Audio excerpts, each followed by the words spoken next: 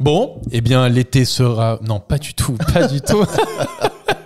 Bon, eh bien l'hiver sera chaud du côté du Paris Saint-Germain pour cette nouvelle année, ce nouveau talk. Déjà bonne année Théodore, même si c'est pas comme ça, c'était pas déjà dit, mais non, bon, voilà, on le redit. redit. Pas du tout. En tout cas, très belle tournure de phrase pour commencer. N'est-ce pas Je me demandais par quoi on allait commencer l'année, c'est parfait. Exactement. On souhaite aussi à vous tous une bonne année et plein de santé et plein de bonnes nouvelles. Et en parlant de bonnes nouvelles, eh bien en tout cas, il y a une nouvelle du côté du Paris Saint-Germain. Elle viendrait... Décidément, tu manies la langue française comme personne. N'est-ce pas, les petites transitions comme ça.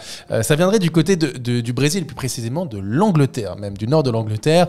Bruno Guimaraes serait la priorité du Paris Saint-Germain pour cet hiver. Alors, on a deux échos, en tout cas, pour ces informations-là. Du côté du Brésil, d'abord, c'est ESPN Brésil qui a sorti cette information. Et Marcelo Bechler, journaliste de TNT Sport, qui annonce de son côté que Paris insisterait pour Bruno Guimaraes, qui aurait une clause à hauteur de 116 millions d'euros, payable en 3 fois. Et en gros, tout dépendrait du joueur. Si le joueur décide de rejoindre le Paris Saint-Germain, eh bien les choses pourraient s'activer et s'accélérer. Déjà, j'ai envie de te poser la question, et à toi et à vous, est-ce que Guimaraes doit être une priorité absolue pour le Paris Saint-Germain pour ce mercato hivernal, même à 115 millions d'euros? Viens là. Viens là, Bruno. Bien sûr qu'on est séduit. Comment tu veux commencer dans de meilleures conditions l'année, en sachant que en fin d'année, on s'était arrêté sur les rumeurs comme quoi le mercato du Paris Saint-Germain serait clos, oui, avec Moscardo qui apparemment ne peut plus marcher. Donc évidemment que Bruno Guimaraes m'intéresse pour ce mercato, m'intéresse tout court pour le Paris Saint-Germain. On va y revenir, mais pour moi, il coche énormément de cases. Bruno Guimaraes, donc milieu de terrain de Newcastle, qui a rencontré le Paris Saint-Germain, tout simplement. Oui, on connaît bien. Oui, qui aura été extrêmement bon. Il aura même pocket Manuel Ugarte. Et depuis, il l'a bien gardé dans sa poche parce qu'Ugarte, on l'a plus vu depuis ce match. Donc, au moins, on a peut-être 2 pour le prix d'un. Le retour d'Ugarte. Rien que pour une vidéo, tu sais, dans les coulisses, le premier jour de Guimaraes à Paris. Je veux la rencontre d'Ugarte qui se met des droites.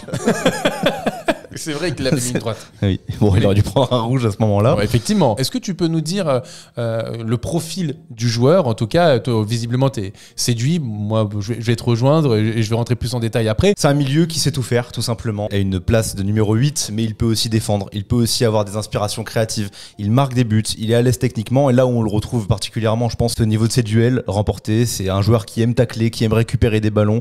Voilà, c'est un joueur qui ferait évidemment beaucoup de bien. Et rien que de l'imaginer aux côtés de Zaïre Emery, je veux voir ce que ça peut donner. C'est un joueur aussi qui est capable de se projeter vers l'avant, qui est capable de prendre le ballon, sortir d'un pressing, aussi c'est beaucoup d'agressivité. Parce que à Lyon, de souvenir, c'était un peu plus reculé. Il me semble. Absolument. C'est plus à Newcastle où il prend plus d'inspiration offensive. Il y a un très bon équilibre avec Joe Linton, avec Longstaff. De toute façon, on les a vus. Ils avaient tous les trois une super discipline. À l'aller comme au retour. En tout cas, sur la première mi-temps, au match retour, Paris avait beaucoup de mal au milieu de terrain, face au milieu de terrain de Newcastle. Donc, il y a pas de surprise là-dedans. Oui, ils ont tenu leur ligne tout du long, leur ligne qui était prête à bondir, à presser. C'est pour ça que pour moi, c'est vraiment un joueur qui est parfaitement Luis Enrique compatible. On sait que Luis Enrique aime bien les joueurs comme Vitinha, comme Zaïre Emery, qui sont complets, qui peuvent à la fois prêter main forte au milieu, mais aussi prendre plus de responsabilités, ballon au pied. Il peut clairement le faire tout en pressant, tout en étant très actif et avec ce vice qui peut manquer aussi au Paris Saint-Germain depuis le départ d'un certain Leandro Paredes. C'est aussi un joueur qui est décisif puisqu'il a disputé 85 matchs, marqué 11 buts et délivré 9 passes décisives. Donc c'est un joueur qui participe aussi et qui est, on le disait, décisif, comme on le voit avec Vitinha, comme on le voit avec Zaïre Emery aussi. Donc je pense que c'est aussi important. Ce qui était aussi important, c'est d'aller chercher quand même des valeurs assez sûres. Bruno Guimaraes, c'est quand même un joueur qui est un international brésilien, titulaire à Newcastle qui était top 4 en première ligue l'année dernière, qu'on l'a vu en Ligue des Champions qui a répondu présent. Et je pense que tu as besoin de ça. Maintenant, il y a un prix. Voilà, c'est peut-être la réserve qu'on peut avoir par rapport à son prix et par rapport au fait que tu dis qu'il faut avoir une valeur sûre au milieu de terrain. Tout à l'heure, en off, on se faisait un petit peu l'état des lieux des milieux de terrain européens notamment. On se disait, est-ce que Guimaraes, c'est un chapeau A? On n'en est pas persuadé. Non, et on est même sûr. Hein. Oui, on est même...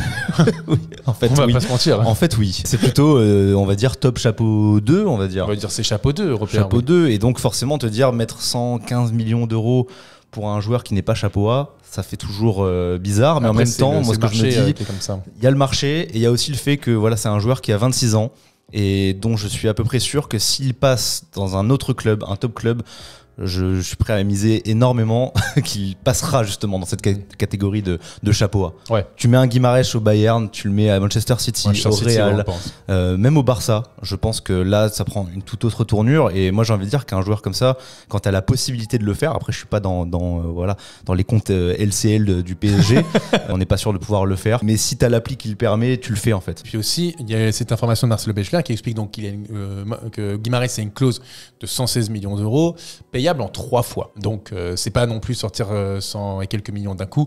C'est quand même, c'est divisé en 3, donc ça pourrait être mieux. Maintenant, tout dépendrait du joueur en tout cas, et si il déciderait d'appuyer sur le bouton et d'y aller.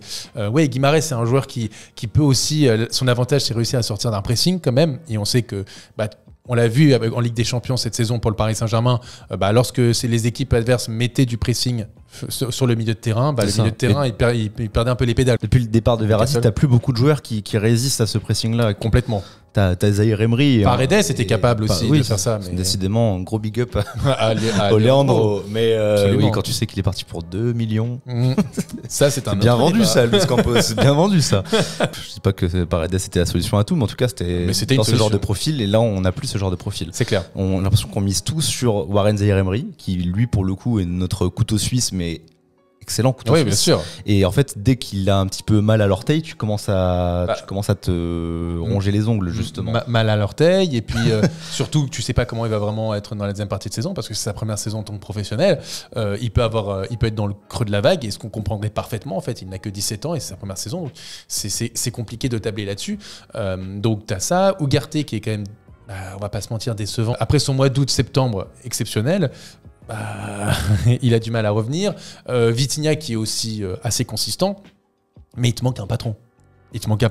Et franchement, et on le disait justement avec une partie de la rédac de CS tout à l'heure, associer Warren Zaïre Emery à Guimarães, j'ai envie de voir ça. Tu fais un bon qualitatif d'un coup qui est vraiment intéressant. Qualitativement, et même si c'est cher, en fait, combien de milieux on a payé peut-être autour des 20-30 millions d'euros depuis les départs de Mota, de Matuidi, même de Rabiot. Je peux te faire la liste. Vas-y, ça va me faire peur. Il y a du Cabaye. Ouais. Il y a du Danilo. Lui encore, ça valait le coup. Non mais voilà. Il y a alors Fabian Ruiz, Solaire, Paredes, Gay. Par exemple du Stambouli. C'est vrai. Et oui. Bon alors il était libre, mais là ça n'a Diarra. T'es allé chercher Giovanni Lo Celso, qui était pas mal, mais bon, qui a mal vendu aussi. Très mal vendu. T'es allé chercher Herrera. Ah ouais. T'es allé chercher Gay. Leandro Paredes dont on parlait tout à l'heure. 47 millions. Vendu 2. Donc bref, ça fait beaucoup. Ça fait beaucoup et à chaque fois, je pense que tu te dis, bon, voilà, on peut se permettre cette dépense, mercato d'hiver, 47 millions, c'est déjà beaucoup, mais on peut le faire, 115 millions, c'est trop. Ouais, sauf que 115 millions, là, t'as ton milieu titulaire en fait pour les 5-6 prochaines années. Avec Zaïre Emery et Guimarães, ça peut être un milieu hyper complémentaire, présent et futur. Encore une fois, si t'as la possibilité, il faut le faire. Et en plus, dans ces milieux titulaires, sur le long terme, tu peux peut-être y ajouter un Vitinha qui lui aussi est jeune et prendre la maturité, prendre de l'expérience. Ugarte, il faut pas non plus le jeter à la poubelle. Si tu retrouves le Ugarte de son début de saison, comme tu le disais, tu peux avoir un trio exceptionnel. Et puis, vraiment très complémentaire. Et puis, tu as Gabriel Moscardo. On rappelle qui demande à voir, je peux pas. Non, mais qui est arrivé. Mais fait aussi intéressant pour Bruno Guimarães, c'est qu'il a le même agent qu'un certain Gabriel Moscardo et aussi Beraldo. Hasard? Je ne crois pas. Ça sera intéressant de voir la suite. Je vais demander aussi à nos viewers, est-ce que 115 millions d'euros, c'est un prix qui vous freine pour Guimarães ou pour vous comme Théodore, il faut y aller, let's go. J'ai une dernière question que j'ai envie de te poser là-dessus, justement sur Bruno Guimarães. Si le PSG investit autant d'argent pour l'hiver, etc., est-ce que ça respecterait vraiment ce nouveau projet ? En gros, justement, on évite un peu les sommes un peu folles, d'aller chercher, etc. Est-ce que pour toi, ça colle bien à ce fameux projet ? Tu connais mon avis sur la question. J'ai un peu de mal avec les projets à étiquette. Tu vois, où on te vend le truc tout formaté, le truc Île-de-France ou je sais pas quoi. Non, il faut un équilibre. Et moi, je veux bien, tu vois, cette nouvelle vague de jeunes joueurs, de miser sur l'avenir. Mais j'ai l'impression qu'on a fait du tout au tout, en fait. Avant, on était limite un club de pré-retraite pour des légendes qui ont tout gagné ailleurs. Et aujourd'hui, on a un club avec des joueurs qui n'ont pas suffisamment d'expérience, en fait. Tu as des bons profils, mais j'ai l'impression que toutes les rumeurs en ce moment autour de Luis Campos, c'est des joueurs que je connais pas. Alors, c'est pas forcément négatif, mais en tout cas, c'est des joueurs qui n'ont pas d'expérience. Si tu les accompagnes par des valeurs sûres, par des Ousmane Dembélé, par des Lucas Hernandez, Mbappé, etc., ligne par ligne, là tout va bien. Et je pense que Guimarães, lui, il représenterait ce patron qui n'est pas trop âgé, qui n'est pas trop jeune, qui a encore faim, je pense. Il a faim de trophée et il peut en gagner avec le Paris Saint-Germain. Je pense aussi, et j'en disais un mot, tu vas où tu as signé Gabriel Moscardo. Je pense qu'aussi, pour ce jeune joueur qui a 18 ans, être accompagné d'un joueur comme Guimarães, qui est aussi brésilien, je pense que même pour lui c'est une bonne chose dans son développement, pour l'accompagner et donc voilà, et donc c'est important pour moi d'aller chercher ce genre de joueur. C'est même une priorité pour le Paris Saint-Germain qui manque de certitude à ses postes clés, et aujourd'hui d'aller chercher un Bruno Guimarães, tu sais ce que tu as, sais ce que tu as, tu sais que tu as un très bon joueur, qui a un joueur qui réussit en première ligue, un joueur qui réussit en Ligue des Champions, un joueur qui va changer la phase de ton milieu de terrain, qui va t'amener de l'agressivité, qui va t'amener une forme de technicité aussi dedans, qui va être capable de, face à de la pression, que ce soit de la pression adverse ou de la pression même environnementale, et bien ça va lui glisser dessus. C'est des profils dont tu as besoin absolument au Paris Saint-Germain. Absolument. Et donc, pour le coup, être associé à ce genre de joueur, je pense que c'est non seulement une bonne chose de la part du PSG, et ça a un prix. Effectivement, ce prix, de toute façon, que ce soit en été ou en hiver, ça sera le même puisque c'est une clause. À partir du moment où c'est une clause, tu fais le choix de la payer ou non.